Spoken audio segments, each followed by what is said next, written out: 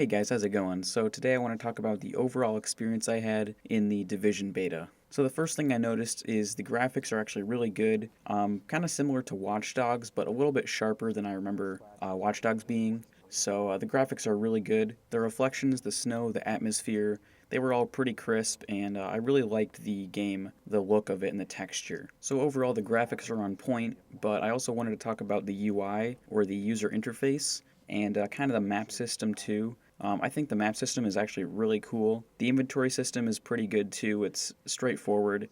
Everything is color coded pretty much, so it's really simple to navigate. And I really like the feature that the map marker has where it actually puts a line directly over your head and it just guides you through the streets. It makes it seem like you're actually using high-tech equipment and the game isn't just showing you where to go. So I think the user interface is really unique and I haven't really seen anything like it before, and so far I'm really enjoying it. And if you're wondering, I played the beta for about probably 12 hours in total. I downloaded it on Saturday and played it all the way through Saturday and Sunday, so I had some pretty good hands-on time with it. I did reach maximum rank in the Dark Zone and outside the Dark Zone. Now something I'm really glad they did for this beta is they didn't let you read all of the different skills and everything that you can later unlock in the full game, because I really don't like when games or when betas do that, because then the full game isn't an actual surprise. So you really get a better feel for it if the games do that, but I kind of like it to still be a mystery. And also with the RPG element, just the sheer amount of skills in the perk tree was pretty unbelievable. So to add to the realism, I think it's really cool you can have armor and aesthetic clothing separate.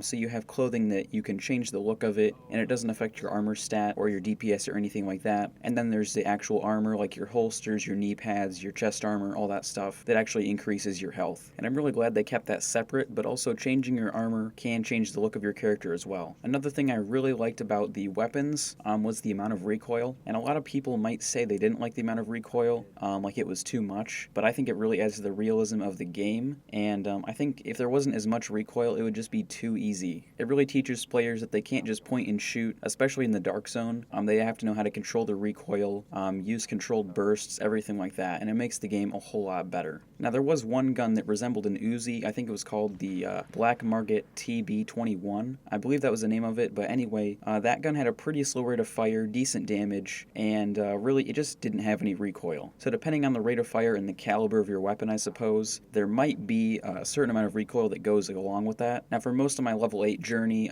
between level 7 and level 8, I was using a blue classic AK. Now let me tell you, that gun actually had so much recoil that I couldn't actually shoot 4 or 5 shots in a row without my recoil just going out of control. It had a very strange zigzag pattern where it would go up and to the right, and after the last 15 shots, it went mostly just to the right and no more vertical recoil happened. But after playing with the weapon for about an hour, I learned to compensate the recoil by doing the opposite pattern with my right joystick, so I could pretty effectively counter all the recoil in the exact opposite pattern it would actually occur. However, the longer you fire with an automatic weapon, the more the spread increases. So picture yourself firing, and the cone, as you fire longer and longer, the cone where the bullets go is getting bigger and bigger. So on your last few shots, the distance between the bullets you're firing are a pretty big distance, so you're not really going to hit anything that you're aiming at. So once again, that's another reason why controlled bursts are preferred. Now obviously the Division can hold up to 3 other players in a co-op system, and so I was playing with a few friends, and one of my friends told me that the LMGs actually, I'm not sure which one it was, it might have been the M249, but he said as he continued to fire, the spread actually decreased and the recoil decreased as well. So essentially the longer you fired the LMG, the more accurate it became. And that seemed like a really odd but very interesting effect. Now speaking of LMGs, I think it would be a great opportunity for them to add in bipods. Now one of my major concerns is going to be weapon variation and also enemy variation. I saw probably about 20 or 25 different variations of weapons, including primaries and sidearms, which is a fairly good amount, but even at the end of the beta, I was kind of wanting even more different types of weapons to find, and 25 types of weapons is by no means small, but I am all about guns and attachments, especially in a tactical shooter. So for me personally, I would probably want close to 50 to 75 different types of weapons. That would really just be amazing. Really just, you would have a huge variation of combinations of attachments attachments and weapons to use in the game. I'm really hoping the beta didn't have all the weapons that is going to be released in the full game. If it is, I'm going to be pretty disappointed. However, no doubt they're going to release more weapons and attachments and armor and all kinds of stuff with DLC packs, free expansions and whatnot. You know, everything. They're just going to add a ton of stuff, no doubt. But if I were to change one thing, I would definitely add tons and tons of weapons. And speaking of weapons, and the time I actually played the beta, I don't think I actually discovered all the weapons. I mean, I saw them in vendors and I saw other players using them, especially enemies, but I never actually got to pick up and use every type of weapon. I do know right off the bat I never actually got to use a M60, a M249, also the M14 Classic, the SOCOM Marksman Rifle. There were a few handguns I never got to use. There was also a couple shotguns I never got to use as well, so plenty of weapons I did not use, but I only saw in vendors and on enemies. And also I can't forget about the high-end weapons in the Dark Zone. There was a particular vendor in the Dark Zone, I believe it was in the safe room, and he sold you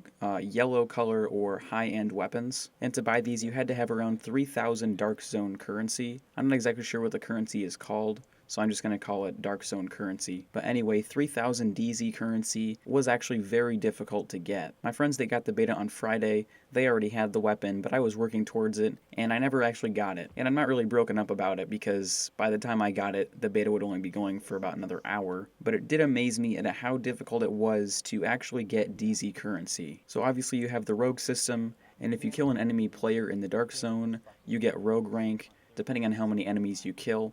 And if you survive the timer, you get Dark Zone currency. Now to get 3,000 is basically the equivalent of getting 30 kills and surviving your timer. It may seem easy, but it is actually very difficult, because as soon as you go rogue, whether it be rank 1 or rank 5, everyone in the immediate area can see on their map, can see on their HUD where exactly you are. And I was in a situation I was hiding in a corridor, and I didn't realize that the rogue actually showed through walls and everything. And so an enemy was walking down the corridor, he passed the doorway that I was hiding in, turned around, came straight through the doorway, and shot me in the face. So obviously he knew exactly where I was hiding, and it was very easy for him to just shoot me. Now what I should have done is found a better spot, and just held my post at the doorway, aiming down sight ready for anyone to come in. But even if I did succeed at killing another person, that would then reset my timer, add even more time I had, and everyone would still be able to see where I was. Not to mention the guy that just was killed would probably respawn about a half a kilometer away and come back to where I was exactly. So this would be remedied if the Dark Zone was bigger, and obviously we only had a little slice of it in the beta, so that won't really be a problem in the full game. When I was running with 3 other friends, we actually got rogue rank 4 and 5, and so what we did was we went into the subway station and we just posted up in a corner. And the nice thing about that is people still saw that we were rogue, but they couldn't really tell where we were because the subway entrance was far away from where we actually were, and so they just kind of ignored us. And also, just to comment quickly, I do really like the prospect of extracting contaminated loot. That makes the game very tense, and you have to use teamwork. You have to trust or not trust other players, and I think it makes the Dark Zone very, very interesting. So overall, I think the beta went really well. I had a complete blast playing it. We only had one mission, however, so I kind of did that over and over and over again just to get to rank 7 and 8, but the game so far looks very enjoyable. It looks pretty sizable when the game first comes out, and they've already said they're going to release free expansions on the map, so I'm looking very forward to March 8th when the Division actually is released. Hopefully you guys are too. So anyway guys, that about does it for the video. Like, share, and subscribe for daily content, and we'll see you guys later. Thanks for watching.